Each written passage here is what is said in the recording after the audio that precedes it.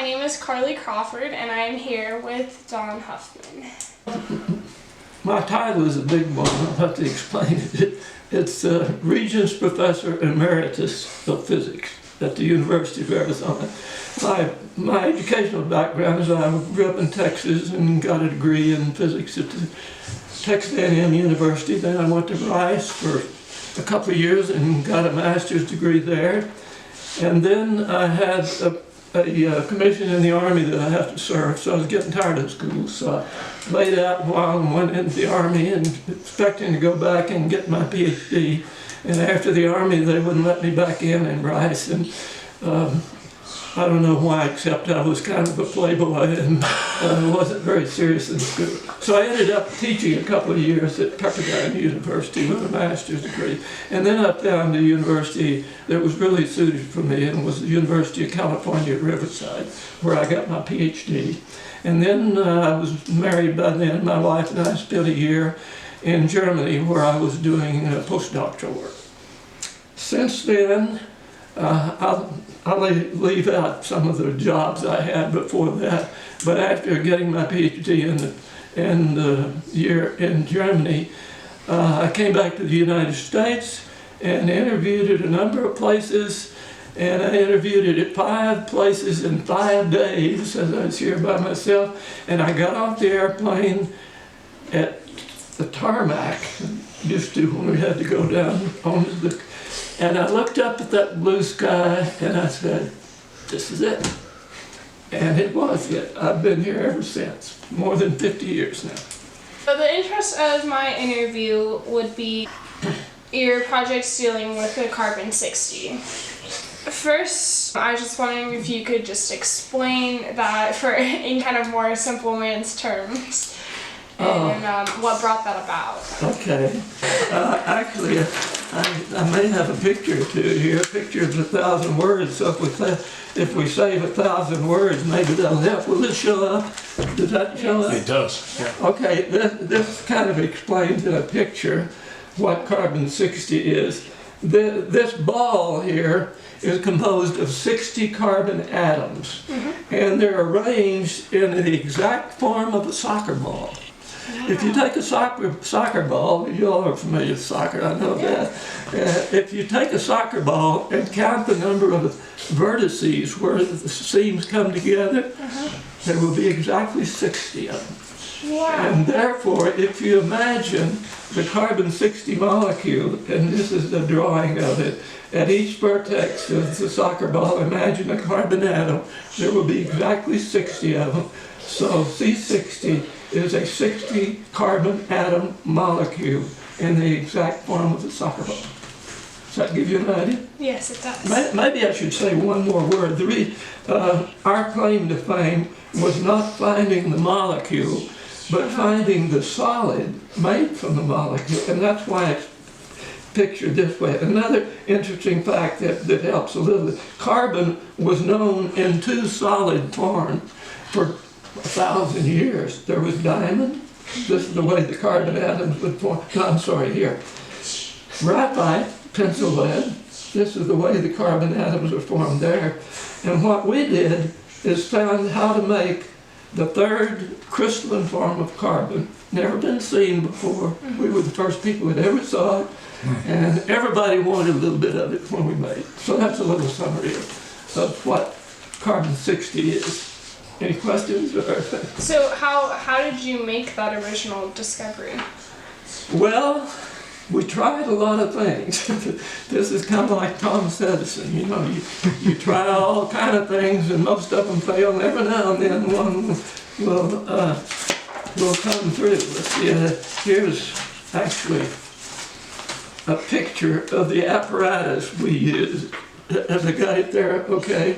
And what this is called a bell jar. It's a big glass jar, and inside of it there are carbon electrodes, and you take a welder, an actual welder, run a big current through the carbon rods, and it glows and spits and sparks just like a welder, except there's one thing. The glass in here contains it, and you put helium in here, because if you were to do this in air, the carbon would vaporize and form CO and CO2. You wouldn't get any solid.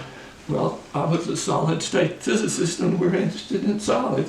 So we developed over 10 years of work at least the fact that we would use this process, and the smoke that came out from this, we would collect by a little piece of glass in there, and then we'd study it with usual techniques, and that's how we made it. Now,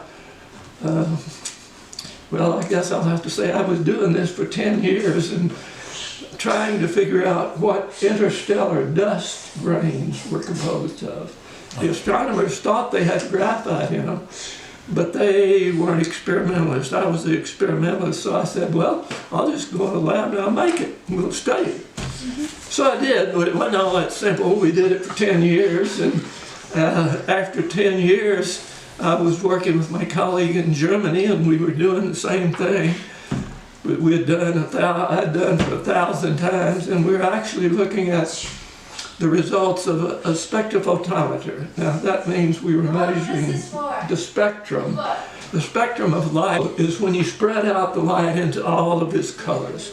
Well, the spectrometer spreads out the light into all of its colors, and then you run it through the smoke that we made, and it helps you decide characteristics of the smoke. Well, I was on sabbatical. I wasn't working very hard. I was over there, and my colleague, Wolfgang Kretschmer, were standing there at the instrument, and it was doing its thing and plotting. A little pen was going up, and yeah, I've seen that 1,000 times. We were cracking jokes and that sort of thing. And about that thing, the pen, it doesn't do this anymore, by the way. This is before the days of computer. So it came up like this, it made a little wiggle, yeah, made another start, and I said it, all of a sudden then it did two things, and I looked at it and said, I've never seen that before. This is something new. After 10 years and 1,000 tries, something is different here. So my colleague, the German, looked at it, and we were still joking. He wrote on the paper, he wrote K-A-M-E-L. Now, my question is, what was that? That's in German, K-A-M-E-L. It sounds like camel. Camel, you got it. These humps look like a camel hump. And so he wrote it in German there, and we laughed about it. And it turned out that was the first ever evidence of the C60 molecule. Now, a long story followed that, but that was the first observation that any spectrum of anything of C60 that had ever been observed. So what were those humps indicating? What were they? Okay, that gets more and more technical and complicated, but they were telling the story of the structure of the carbon atoms. Okay. Now, since this had never been seen before, nobody had ever made it that anybody knew of, what it showed was, we just knew it was something new. We couldn't tell immediately that meant it was a soccer ball. In fact, that took 5 more years to do. But it was trying to tell us something about the structure of this 60 carbon atom molecule. What are the normal readings on the spectrometer look like? Well, let's see if I can draw it like this. A normal reading, it would go up like this and have one big hump and go down. Okay, you got it? Here's the normal reading that had been 1,000 times. Up, a big hump, and down. Okay, now watch real carefully. Here's the camel hump. A little wiggle down here, that's new. 2 peaks here where there should be 1, and that's the camel, and that was the difference. Now, if we had been scientists, of course, we would have no idea what to do next. It was just something different. But the very fact that it was different was important. We didn't know it was the first time anybody had ever seen it. That came along after 5 more years of work, but we were pretty excited about it. What do you think made those humps change? Well, it was simply, I can't tell you exactly because it would take several years of physics degrees to understand it, but in simple language, it was just that what we had been seeing before was pretty much a graphite kind of smoke. That's what the 10 years and 1,000 times of work And that was. would have the normal hump that you That's described. right. This one had the camel hump, and all we knew at that time was that it was telling us something different about the structure of the carbon going into this and this. We knew that both of them were made of carbon. That was what was so bewildering. We knew it wasn't diamond because... What did you do differently there in Germany with your buddy that you did here in Tucson? Yeah. Well, first I'll say we had no idea when we did it. And so we went back and started reproducing. Sometimes it reproduced and sometimes it didn't. But because of that, we had to go back and try all kinds of things. This was a couple of years' work and even more than that. So we thought we can vary the pressure in the bell jar of helium. Maybe we put a little bit of impurities in there. We varied the temperature of the arc. All of these are parameters, and we had to slowly go through all these parameters and find when we got it and when we didn't get it.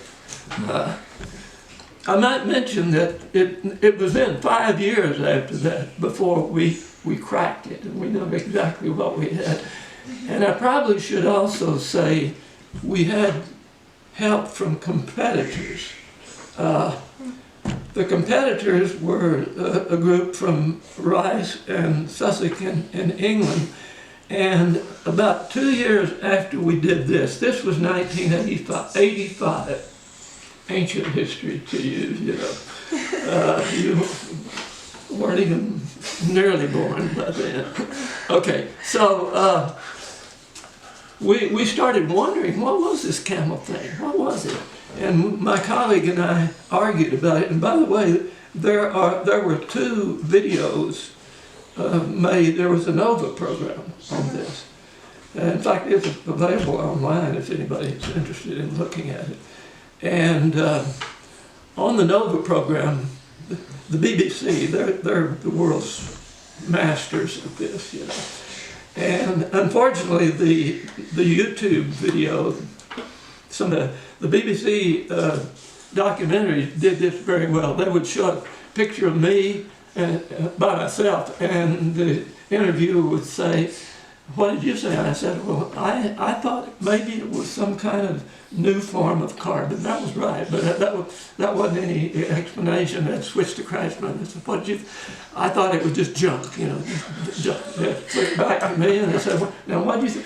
Well, I thought it's one of these nano things that when atoms get small enough, they no longer obey the properties of solids, so it's a completely different form of carbon. They've switched to Kreitzman. What did you think? I thought it was just junk, you know, just junk. And so they finish it by saying that for years we just thought it was junk. But now this is a good time to bring in the other people, the other group. Really, really first-class scientists. We were pretty good ourselves, but they were to be Nobel Prize winners. But I kind of given away a little bit there. Okay, so they came out with a paper, and the paper, what they had found was they were not solid-state physicists. They were atomic and molecular physicists. I can't find the picture, but they, with fantastic equipment, had been vaporizing carbon and not collecting the little particles, but watching the carbon atoms go downstream, we call it. And they had a way of measuring the weight of the carbon clusters. So they were vaporizing into carbon atoms and watching them come together, clusters of 2 atoms, 3 atoms, 4, 5, 6, 10. And they found something really interesting, which they looked at the masses of these little things that they were making by vaporizing carbon, by the way. So it was very similar to what we were doing. They found that they had clusters of 1 atom, of course, 2, 3, of course, 5, and then nothing. And then all of a sudden, at 60 carbon atoms, there was a big peak. wow, that was really exciting to them. Now this is their work, you know. And it was a big deal of what could possibly form out of 60 carbon atoms. And as a matter of fact, I'm telling their story now, but it's important for our story. So they thought about it overnight, all three. They all stayed up all night. How can you put together 60 carbon atoms into something that we've never seen before? And so one of them, Professor Smalley, he called up the head of the math department late at night, and he described, and how can you put 60 carbon atoms together and 61 doesn't work too and everything's just 60. And the math department head thought about it a while and called him back later and he says, Rick, what you got there, friend, is a soccer ball. And so they had identified, let's be clear what they found and what we found. They found the molecule by itself and they named it the Buckyball, after Buckminster Fuller, who was a forward-looking American architect at that time. And so that was 1985. Well, my graduate student, the morning after that was published, there's an article that came out in the New York Times. He read the New York Times. He brought it to me one morning, and he said, look at this. There was a short article in the New York Times. It said, new form of carbon in the shape of a soccer ball. And I read it, and I said, that's got to be what we've been making all these years. And I was right, and they were right too. But still, it took us 5 more years to pin it all down. So after 5 more years, with their lead, and our work too, we put it together, and we had the first crystalline form of carbon. And we knew we were right, because everything we did made sense. And so that was the total discovery in 1990. Maybe I should say one more thing. There were in addition to the NOVA program, there were two books written right away within a year or two, describing the excitement in our lab and their lab, the history of the Buckyballs. Two different books, non-scientific. They're not very widely available now, but they were good books. And one of them, the last sentence in the book, after describing the work in our lab, the Kratzmer's lab, Rice, England, all over, putting it together, the last statement was, I've got it written down here somewhere, I haven't pre-recorded it, said, the only question, now this is after the whole book is written, the only question left is, who will get the Nobel Prize? And almost everybody in science knew there was going to be a Nobel Prize. It was that big. Yeah. And let me keep you out of suspense, although you know by now that I probably wouldn't be sitting here if we'd have gotten it. We didn't get it, they did. And the Nobel Prize was given in 1996. And there were 2 of that group, and there was 2 of us. The amazing thing, the sad thing for us was, the Nobel Prize can only be given to a group of maximum of 3 people. There was a group of us and a group of 2 groups of them, and the groups were such that neither one could be split, you know.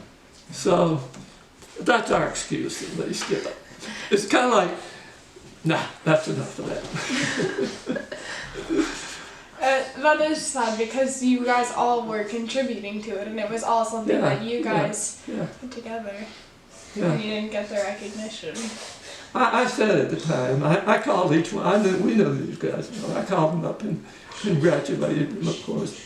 And Smalley, one of them, he was the big time operator. By the way, the five years between our discovery and the Nobel Prize, there was a lot of scientific politicking going on, you know, the politics everywhere. And I'm not saying it was all politics by any means, but everybody was maneuvering, you know, their groups and our groups and all that. And so when it came out, the word came out, and I called them, Smalley, who was the biggest, what word shall I use? I'm going to have to say politician, but I don't necessarily mean that in a totally bad way.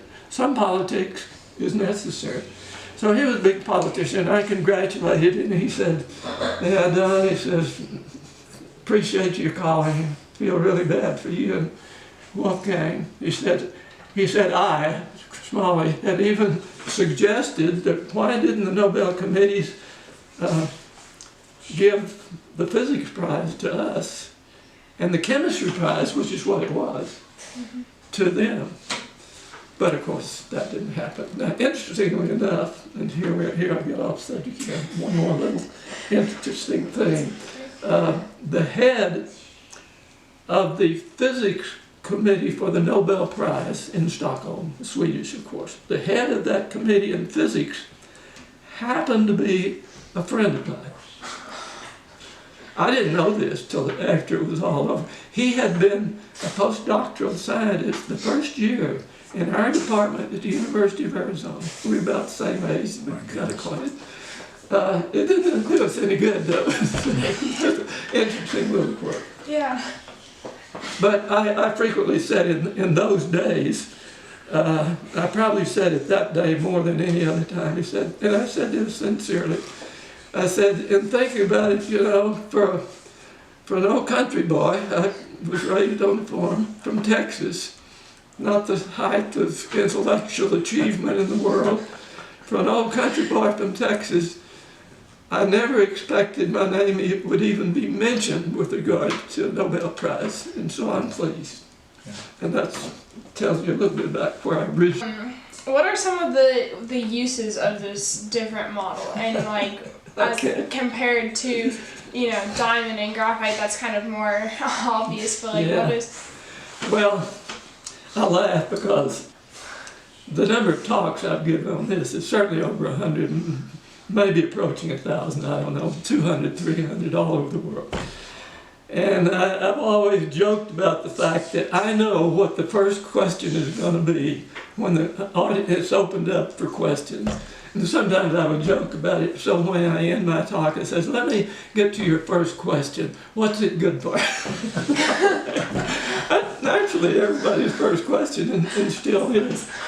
Unfortunately, the number of applications that were suggested for it, not many of them have come about, but I can tell you a few of them, and we're still hoping for a huge bombshell use. Some of the uses are in solar cells, some kinds of solar cells. Okay. You have to have electron donors and acceptors. It turns out that this C60 in a solid form, I emphasize that because that was our contribution, you know, the solid state physicists. Yes. In the solid form, it works quite well, so it's being used in a lot of solar cells. Now, unfortunately, you can't say it makes solar cells. It's one component, an important part of a component. Another thing that I can mention, and I could go a lot, but there's no billion-dollar industry. I wish there were, but there may be yet. One place that is being used and experimented with a lot, which is perhaps pertinent to our days of the SARS virus, is with a big open cage, and there's nothing inside of there. When we made this was the largest completely hollow molecule in existence. So scientists started putting things in it. And they found that it was very useful as a drug delivery system because the molecule C60 itself is benign, it's not dangerous, just carbon. But you can put anything in there. Literally every scientific and industrial lab in the world of chemists and physicists and engineers wanted some of it. We were the only one that ever had it. And that's another story, but they started developing ideas for application, and the first thing you do when you develop an application is you file a patent for that application.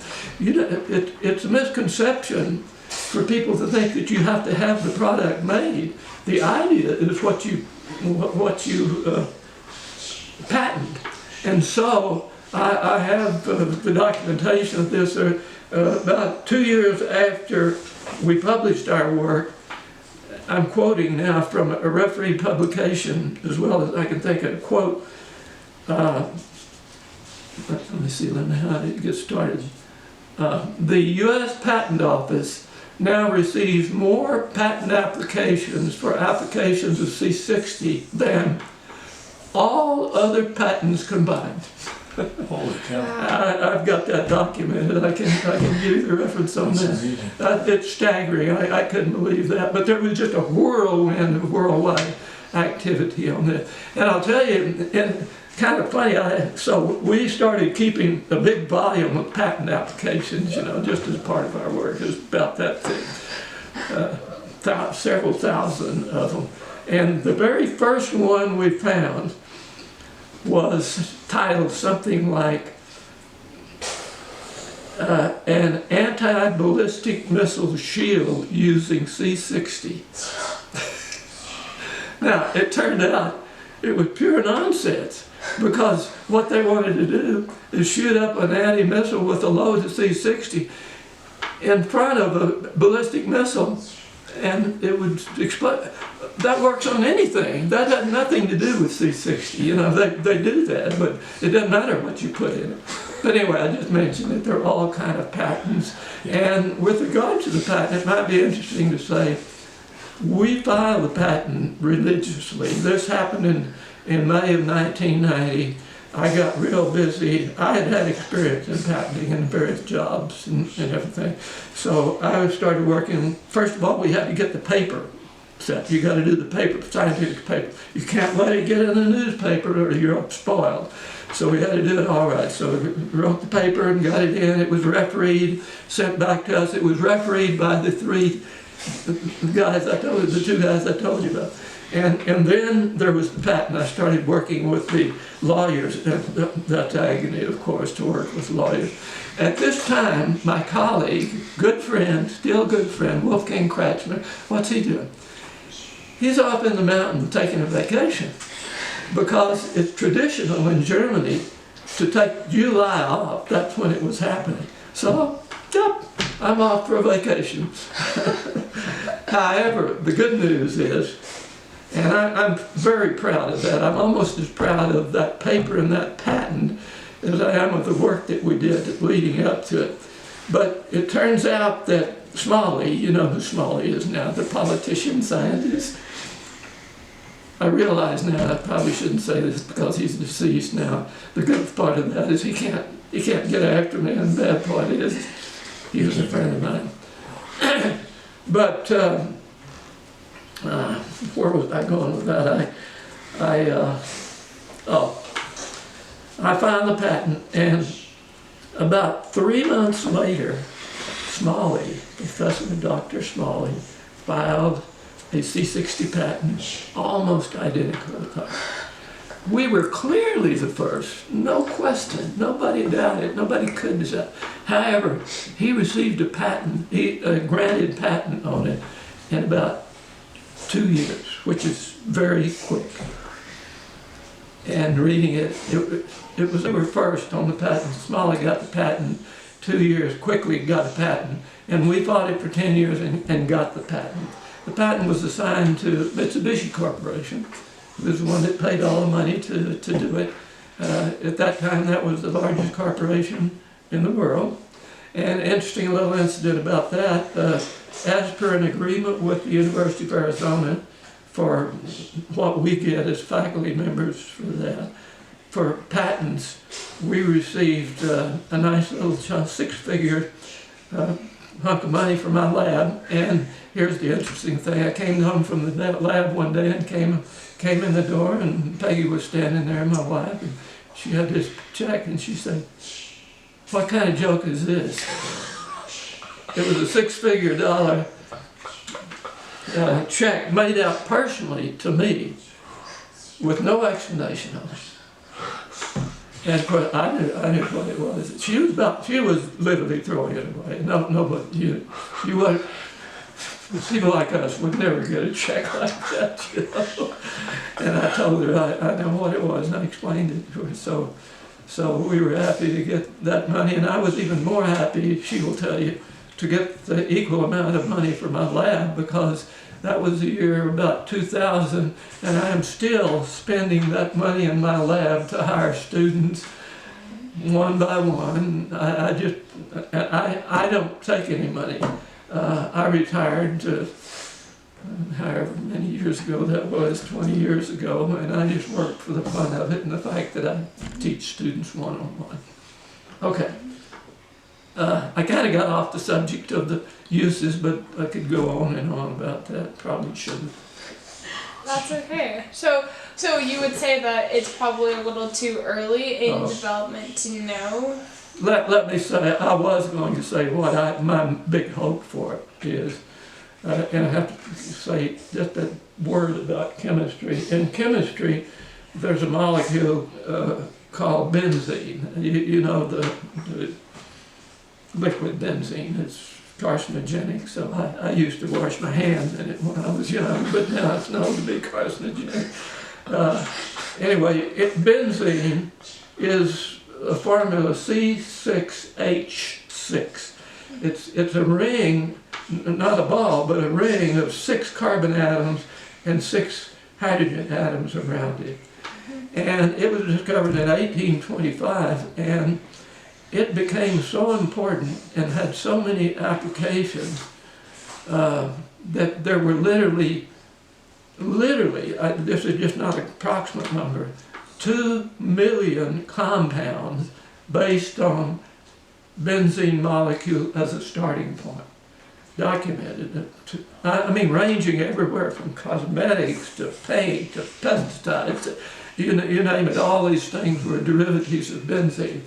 Now, everybody got to thinking that benzene is almost like a little buckyball. Mm-hmm. It's a planar thing with just 6, but it's a ring, hollow ring, not near as complicated as a buckyball. It's 60 and all. But if benzene, C6H6, can be the basis for 2 million organic compounds of all kinds of uses, what might be the potential for the buckyball when chemists finally catch up with that? Yeah. And that's what I think and hope will happen. It may be 10 years, it may be 50, it may be 100 years. But I expect a completely new era of what's called organic chemistry will arise. And then you have to ask, of all these organic chemicals, what is this one good for? What is this one? What is it? And it'll hopefully be, if I'm any sort of a prophet, something like benzene was, except much more complicated. That's my hope. It's pretty clear now that I'm not going to make it to see that, but hope, at least not on this earth. But I'm hoping to see that. Did you see yourself being this kind of scientist when you were a little boy? Oh.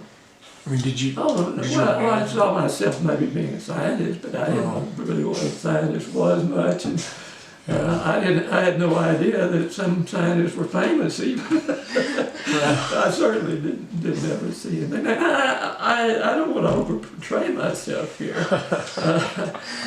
Like I say, I was just glad to be an old Texas country boy that name got mentioned around the world a few times. You know, I like that statement. I tried to trace it down. I had my 15 minutes of fame, and I'm proud of it. You know, let me tell you one more story, and then I'll stop. During my hike, by the way, I've been writing my memoirs for about 2 years, and mostly for my kids.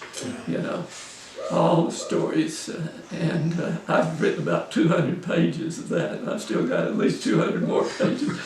One of my favorite stories is this. Shortly after we had our 15 minutes of fame, and everybody knew our name in the scientific field, I was at the lab working in the lab. I have an office in the lab, and the phone rang. I answered it about 9 o'clock in the morning, as the secretary answered. And this sounds incredible, but I've thought about it, and as best I can remember, this is exactly true. Various people have questioned it, but so far as I know, this was true. I answered the phone and the secretary said in a quiet voice, 60 Minutes is here. You know 60 Minutes, Yeah. of course. And of course that's a famous statement now, 60, everybody dreads 60. And so my mind was started whirling, you know, what are they after what? Oh, and they said they wanted to come and film in your lab. So I thought, and I don't know whether it was divine intervention or what, but I figured out what they were on to, and I turned out to be right. I said to myself, what they're on to, they're looking at research scientists in big universities that don't teach. That's a big issue, you know, and they have graduate students that are teaching. That must be it. So I thought a little bit, put all this going in my mind real quickly. And I said, I thought over my schedule. I said, I've got it. This afternoon at 1 o'clock, I have an appointment with a student, one student, and we're going to be making C60 in the lab, and we're going to be doing certain experiments on them. So I will be working one-on-one, teaching an undergraduate student. And to me, that had always been the height of teaching. There's an old saying that I can't really quite run down, that the height of teaching is an instructor on one end of the log and a student on the other, one-on-one. And I thought about that. I've got a whole chapter on that subject, but I said, how can they get me with that? So I said, send them down, send them up at 1 o'clock. So they came up. Leslie Stalls was one of the leaders, but she had to go to another part of the building, which I'll explain later.